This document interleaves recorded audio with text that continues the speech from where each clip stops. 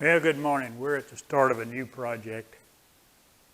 One of my subscribers suggested this, and suggested part of it. Part of it's my idea, however it turns out. What I've got here is a piece of, this is sassafras. So I sliced off a slab right here, and what I'm going to do with this is I'm going to make a clock out of it. I'm going to hollow it out. Going to have gumballs and pine cones in it. I'm going to leave the bark on the outside, and of course I'm going to put that in resin. I haven't decided what color yet. And if this thing doesn't blow apart on me, which it is ingrained, so that's highly possible, we'll see what comes out of it. It's going to be interesting. The bark seems okay. It's nice and tight, and it is sort of pretty. This could be a very interesting and pretty project. Plus, I'm trying something new. I got a microphone, guys, and a new camera with a wide-angle lens, so maybe we'll get a little better pictures and better sound. But we'll see. First thing I'm going to do is find the center. I don't think that's a problem because there's a pith. I'm going to drill a small hole in it all the way through, and then I'm going to put a glue block on one side, and I'm going to mount it on the lathe and true up the other side and put a recess in it. And then I'll be flipping it around to hollow it out enough to accommodate the resin in the clock. The recess will be big enough to allow for the clock mechanism. Okay, so that's where we are. So I'm going to go, I've got it mounted, found the center. It wasn't quite in the pith, but I think that'll probably be all right. Went ahead and put a piece of scrap wood. I already had it on there, but it's on the faceplate, little 3-inch faceplate, and I've hot glued it on here. And right now, I'm waiting for it to get cold so I can use it. All right, I got all my armor plating on and stuff now, so I'm going to give her a whirl. I'm not too trusting of end grains, especially small ones like this. So we're going to see what happens. I think I'm going to flip it and use the speed control down this end.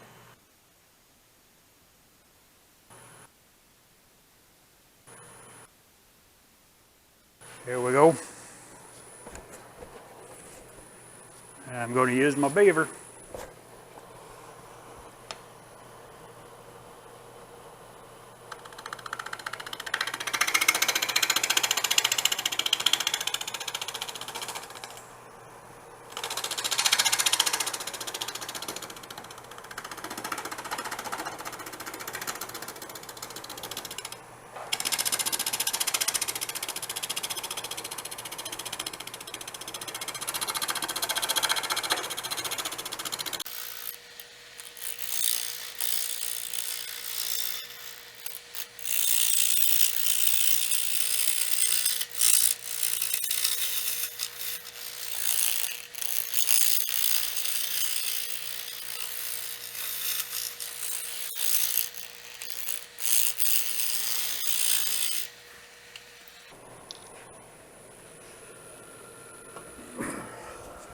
This stuff has a real stink to it. You notice I'm going real gentle. I don't trust it.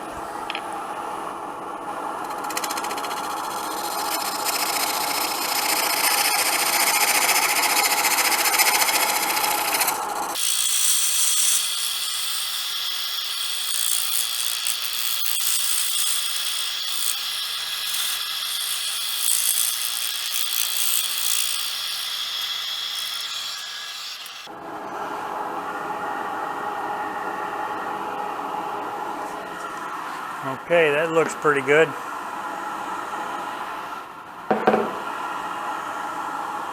Now I'm going to put a recess in it.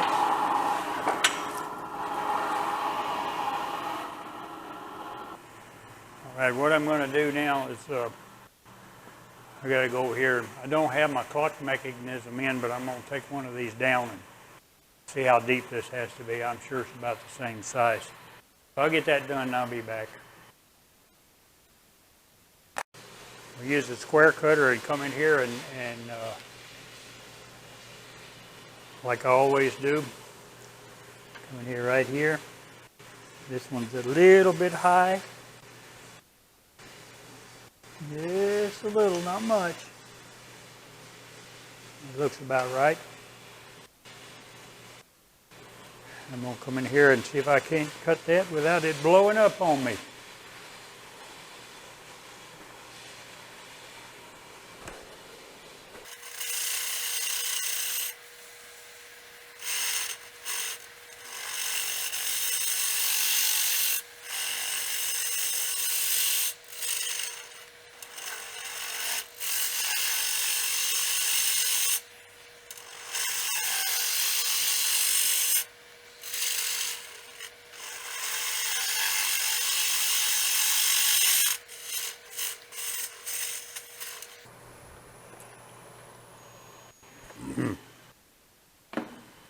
My clock mechanism is not here yet. It should be here today.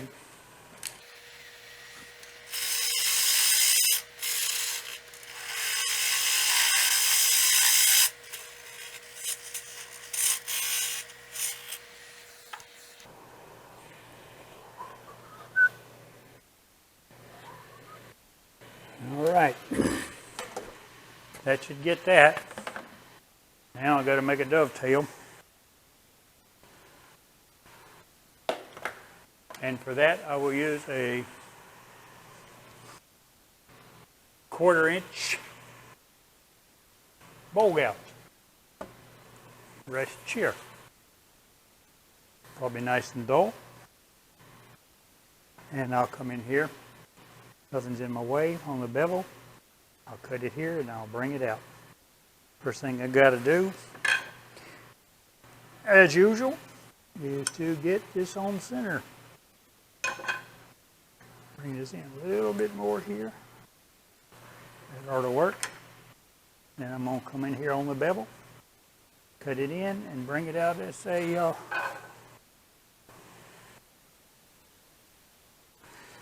let's see.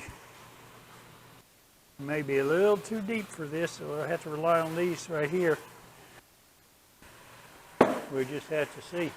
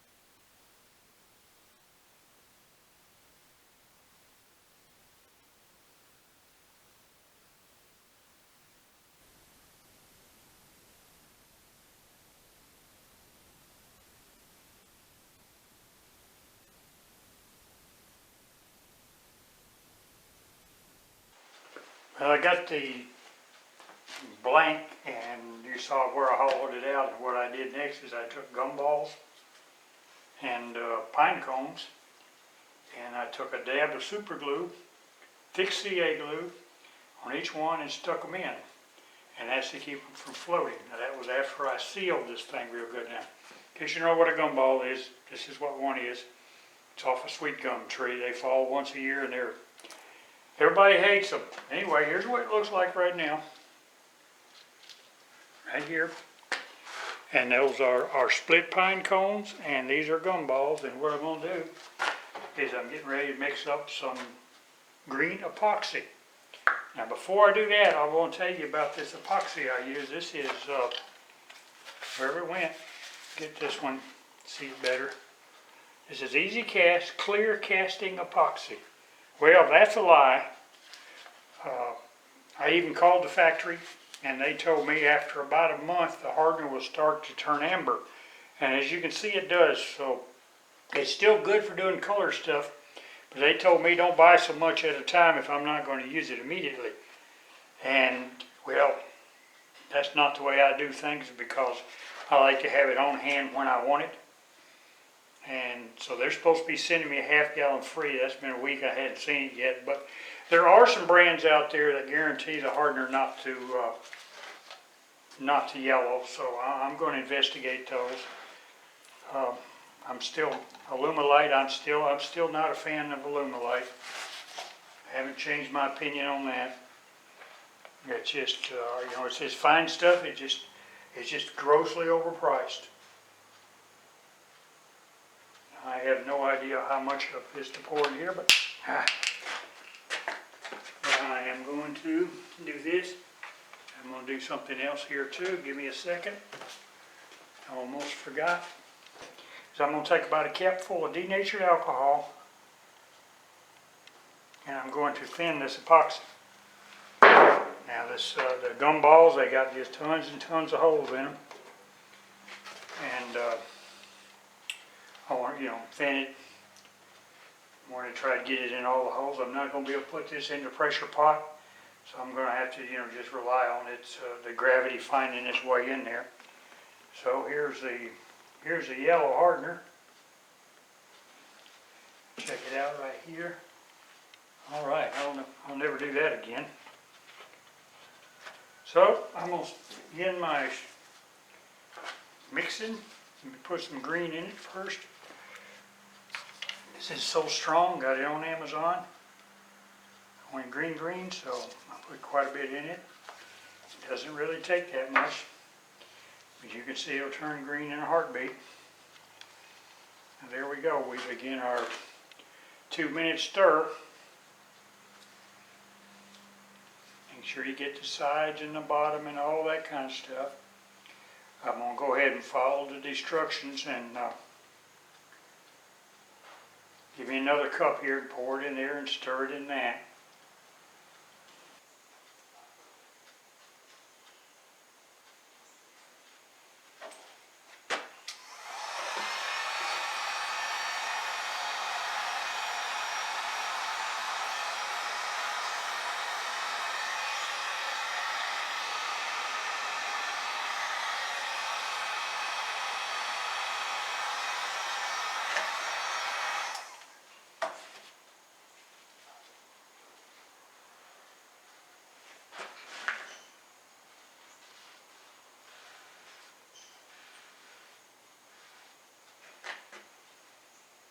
All right, we'll come back to this later.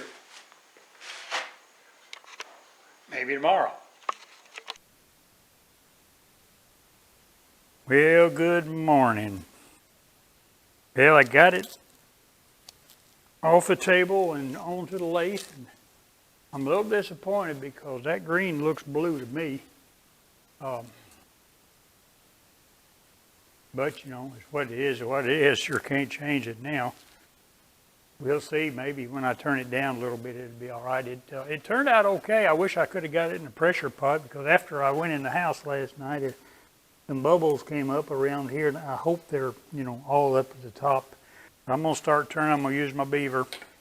I'm going to start turning from the center out this way, and it's going to have a gradual slope, hopefully. So we'll see what happens. I'm ready to go here. I think I'll go ahead and switch my speed control down to this end just in case it decides it wants to fly off on me. Wait a minute. Before I do, I am going to check these. I have made that mistake before. It sits overnight. I think they look okay. Now we can whirl it. Try it again, Sam. It's never going to be in balance because it's deliberately. Yeah.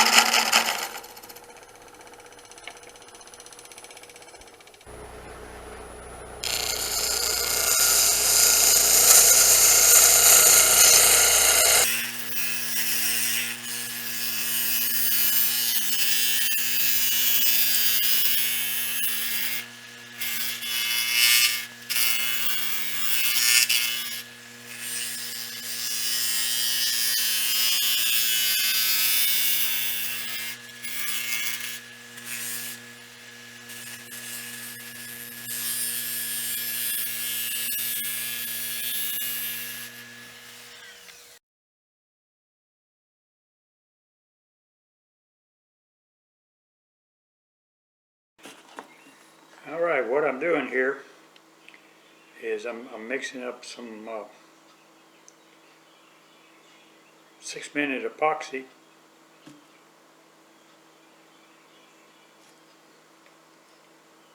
It's a Great Plains 6-minute epoxy.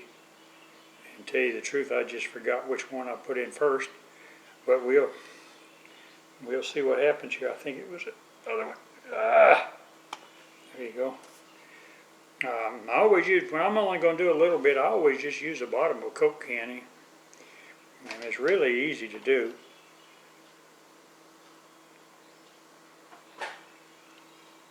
Oh, this is right. But I can get my left and right hand all crossed up there. So we're going to stir it up here. I guess if it don't sit up, I'll figure it out. Usually if I got two choices, I'm going to make the wrong one.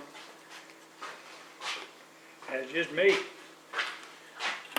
Alright, I'm going to put this over here where you can see it better. So you can see what I was doing here.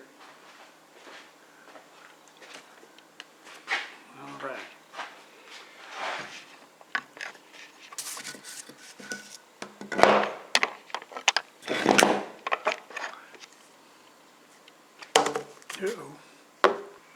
Alright, I'm going to continue to stir here. I had this in sinking warm water, so it's going to sit up quicker than I wanted it to, but we'll just have to see how it goes.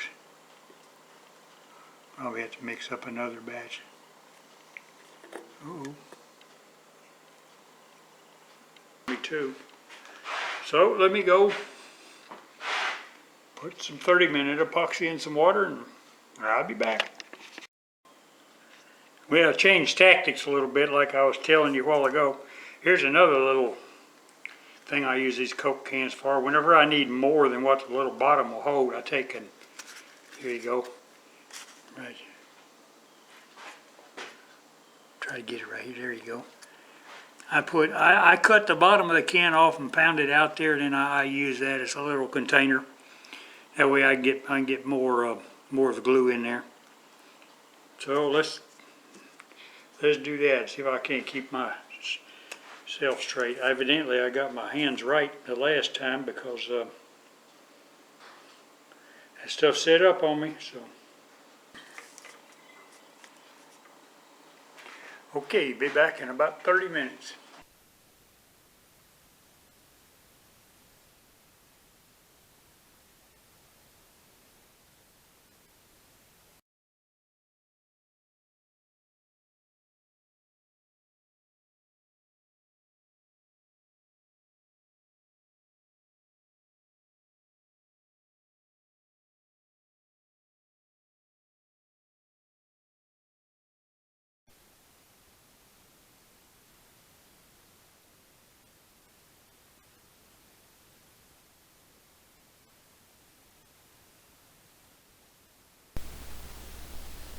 All right, this is getting embarrassing. This new mic of mine has got, including the record button on the camera, there's 3 switches, and I'm obviously, one of them ain't working or I'm not getting it one. But anyway, what I'm doing now is I dry sanded it. We're using those palm sanders. I used 2 of them, one with 220 and one with 80 and then 220. And now I'm wet sanding it. I'm going with 320 first. And I will follow that up with 500, and I will follow that up with 1200. And the next step after that is I'm going to coat it with true oil. So I'm going to put it on fast speed, and just bear with me. And you know, it's a learning experience. I may just go back to my old way and send all this stuff back to Amazon. I don't know. It's pretty frustrating, but we're trying.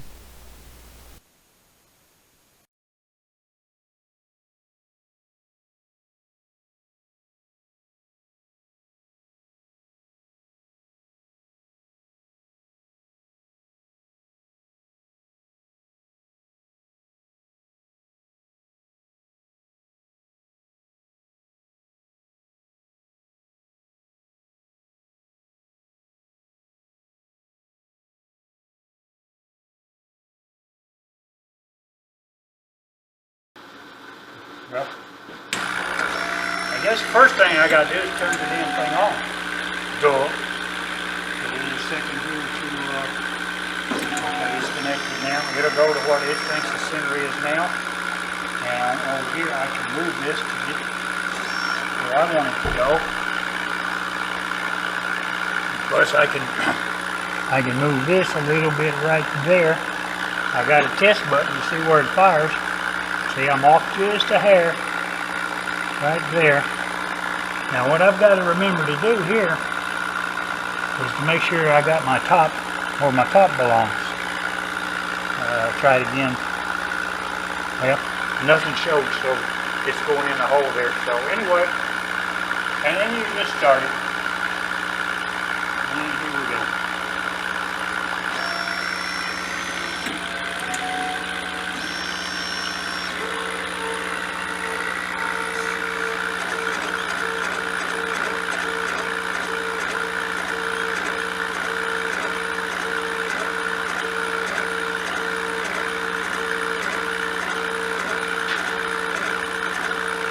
And this will take a while.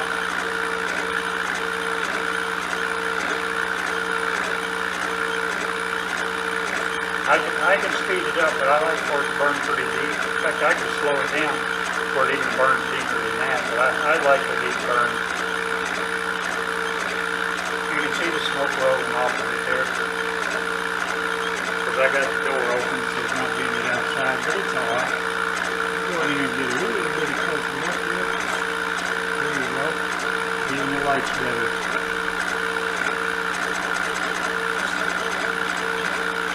Now you can really see her smoking. There you go. Now I'm starting the wood whirler deal here. And below the hole, hopefully it'll say Sassafas. And below that it'll have the September 2017. So we're going to let it run a while. Turn the SD card and supposedly turn the battery. And I've got the microphone on the camera going out. I don't have a lapel microphone. Seems like I can't remember to turn switches on. So that's looking pretty good there. Yep. Really a lot.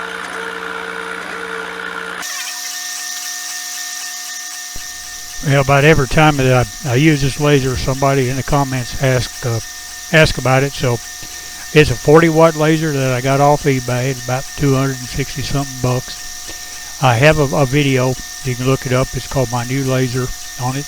It explains it all, what you need, and and so forth.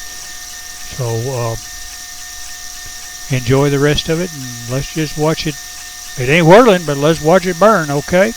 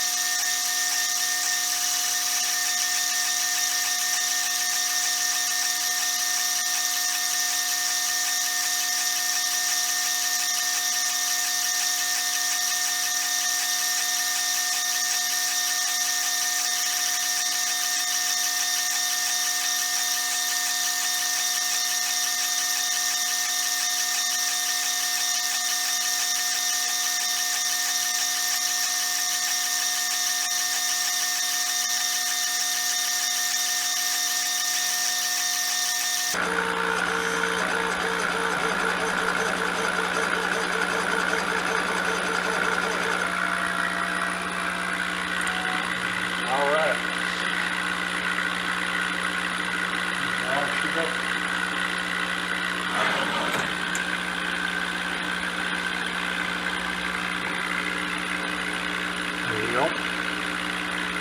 Looks pretty good. All right, well here's the end result right here. Took a little bit of doing, but I've got it all done now. It's all done with True Oil. I'll show you a close up in a second. Now the back side, just took a Coke tab and a little screw, put it on there.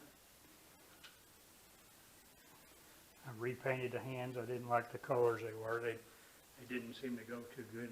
Let me give you a real close up of it here. A little bit more right here. Then you got some max. Give you an idea of what it looks like.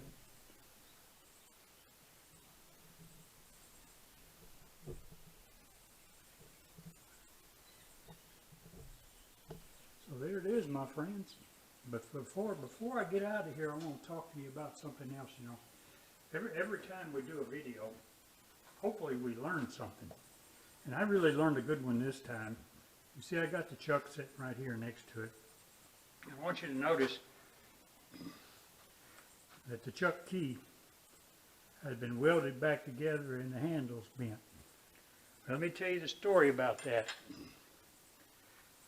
You remember I had this chuck still on the back of it whenever I poured my epoxy, so that I would, have the same position when I put it back on the lathe.